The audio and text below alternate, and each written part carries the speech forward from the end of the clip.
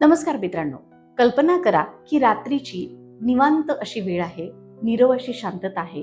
तुम्ही गाढ झोपलात आणि अचानक तुमच्या बाजूला झोपलेली व्यक्ती ही बडबड करू लागली किंवा मग उठून चालू लागली. अंगावर काटा येतोय ना? पण ही काही भूतबाधा, प्रेतबाधा किंवा जादूटोणा अशातली गोष्ट नाही बरं का. ही गोष्ट आहे आपल्या मेंदूशी आणि झोपेशी निगडीत. ह्याला स्लीप डिसऑर्डर असं म्हटलं जातं. झोपेत बडबडणाऱ्या माणसाला सोमनिलोकी असं म्हटलं जातं.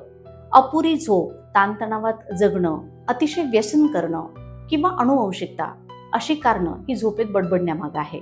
असाच प्रकार झोपेत चालणाऱ्यांचा देखील. जी माणसं खूप प्रवास करतात किंवा ताणतणावात आयुष्य जगतात, मद्यप्राशन करतात किंवा अनुवंशिकता ही देखील कारणं झोपेत चालण्यामागची आहे.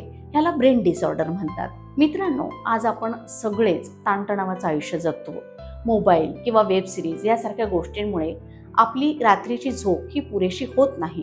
लहानांपासून मोठ्यांपर्यंत अगदी वृद्धांपर्यंत सगळेच या सगळ्या गोष्टींशी अगदी ॲडिक्ट झालेले आहेत. या सगळ्या गोष्टींचा परिणाम आपल्या झोपेवर होतो आणि परिणामी आपल्या आरोग्यावर होतो. म्हणूनच आपण सगळ्यांनी आता आपल्या आरोग्याविषयी जागरूक राहणं हे अतिशय आवश्यक झालेलं आहे. म्हणूनच शक्यतो व्यसन करू नका, ताणतणावात राहू नका आणि पुरेशी झोप घ्या.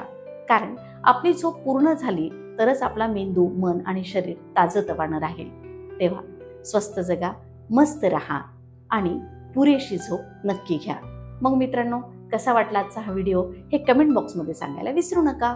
अशाच नवनवीन माहितीसाठी आमच्या यूट्यूब चॅनलला सबस्क्राईब करा आणि फेसबुक पेज तसंच इंस्टाग्राम अकाउंटला फॉलो करा.